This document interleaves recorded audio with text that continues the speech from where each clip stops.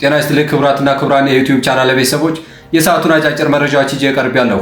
እስከ ፍጻሜው አብራችሁ ይቆዩ። ጉዳያችን የሚሆነው እስራኤል ለሶማሌላንድ የሀገርነት ዕውቅና መስጠቷን እንዲሁም የሶማሌላንድ ህዝቦችን ደስታ በተጨማሪም የሀገርነት ዕውቅናውን የትኞቹ ሀገራት ተቃወሙ የሚለውን የምንመለከት ይሆናል። እስከ መጨረሻው አብራችሁ ይቆይታችሁ ዝርዝር መረጃውን እንድትከታተሉ ግብዣዬ ነው።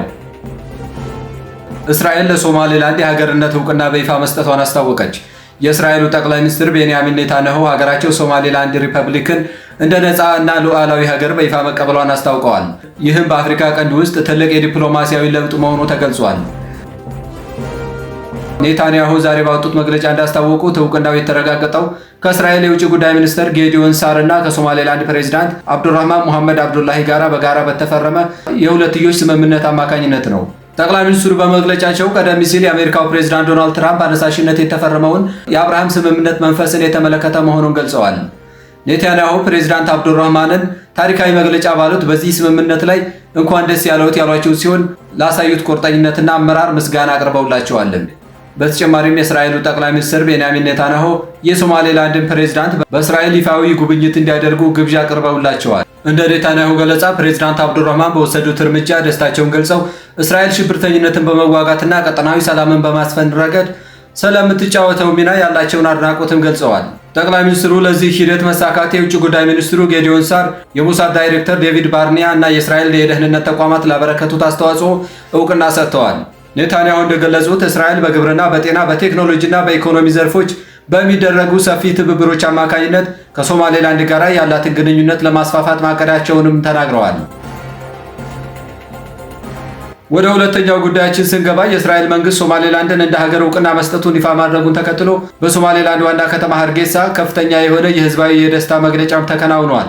ይህ የሀገርነት ዕውቅና ለሶማሌላንድ ህዝቦች ከፍተኛ ደስታን የፈጠረ ሲሆን በሀገሪቱ ዋና ዋና መንገዶችና አደባባዮች ላይ የተሰበሰበው ህዝብ የሶማሌላንድን አረንጓዴ፣ ነጭና ቀይ ባለሶስት ቀለም ሰንደቅ ዓላማን ሲያውለበልብም አምሽቷል። አንዳንዶችም ባንዲራውን በትከሻቸው ላይ ደርበው ለብሰውትም ተስተውሏል። ይህ ቀን የሶማሌላንድ ህዝቦች ከሁለት አስርት ዓመታት በላይ ሲጠብቁት የነበረና ዛሬ ላይ ህልማቸው እውን የሆነበትም ሆኗል። በመጨረሻም የሶማሌላንድን የሀገርነት ዕውቅና የትኞቹ ሀገራት ተቃወሙ የሚለውን ስንመለከት የመጀመሪያው ሀገር ሶማሌ ስትሆን ግብጽ፣ ቱርክና ጅቡቲ እስራኤል ለሶማሌላንድ የሰጠችውን የአጋርነት ዕውቅና ካወገዙት ውስጥ ናቸው። የሶማሊያ፣ የግብጽ፣ የቱርክና የጅቡቲ የውጭ ጉዳይ ሚኒስትሮች እስራኤል ለሶማሌላንድ የሰጠችውን የሀገርነት ዕውቅና በይፋ አውግዘዋል። የሀገራቱ የውጭ ጉዳይ ሚኒስትሮች እስራኤል ለሶማሌላንድ የሰጠችውን ዕውቅና ሙሉ በሙሉ እንደሚቃወሙና እንደሚያወግዙም አረጋግጠዋል። በተጨማሪም ለሶማሊያ ግዛታዊ አንድነትና ሉዓላዊነት ያላቸውን ሙሉ ድጋፍ አጽንኦት ሰጥተው ገልጸዋል።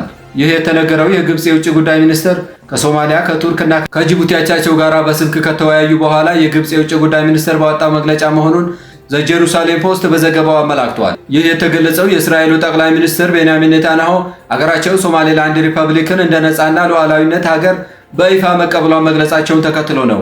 ይህም በአፍሪካ ቀንድ ውስጥ ትልቅ ዲፕሎማሲያዊ ለውጥ መሆኑ ተገልጿል። ኔታንያሁ ዛሬ ባወጡት መግለጫ እንዳስታወቁት ዕውቅና የተረጋገጠው ከእስራኤል የውጭ ጉዳይ ሚኒስትር ጌዲዮን ሳር እና ከሶማሌላንድ ፕሬዚዳንት አብዱራህማን ሙሐመድ አብዱላሂ ጋራ በጋራ በተፈረመ የሁለትዮሽ ስምምነት አማካኝነት ነው ብለዋል። ጠቅላይ ሚኒስትሩ በመግለጫቸውም ቀደም ሲል በአሜሪካው ፕሬዚዳንት ዶናልድ ትራምፕ አነሳሽነት የተፈረመውን የአብርሃም ስምምነት መንፈስ የተከተለ መሆኑንም ገልጸዋል። ኔታንያሁ ፕሬዚዳንት አብዱራህማንን ታሪካዊ መግለጫ ባሉት በዚህ ስምምነት ላይ እንኳን ደስ ያለዎት ያሏቸው ሲሆን ለሰላምና ለመረጋጋት ላሳዩት ቁርጠኝነትና አመራርነት ምስጋና አቅርበውላቸዋል። በተጨማሪም የእስራኤሉ ጠቅላይ ሚኒስትር የሶማሌላንድ ፕሬዚዳንትን በእስራኤል ይፋዊ የሥራ ጉብኝት እንዲያደርጉ ግብዣ አቅርበውላቸዋል። ጠቅላይ ሚኒስትር ኔታንያሁ እንደገለጹት እስራኤል በግብርና፣ በጤና፣ በቴክኖሎጂና በኢኮኖሚ ዘርፎች በሚደረጉ ሰፊ ትብብሮች አማካኝነት ከሶማሌላንድ ጋር ያላትን ግንኙነት ለማስፋፋት አቅዳለችም ብለዋል። ክቡራን አድማጭ ተመልካቾቻችን የሰዓቱ አጫጭር መረጃዎች የሰማችኋቸው ነበሩ። አብራችሁ ስለቆያችሁ አመሰግናለሁ። በቀጣይ አዳዲስ መረጃዎች እስከምንገናኝ በያላችሁበት የዓለም ክፍል ሰላማችሁ ይብዛ።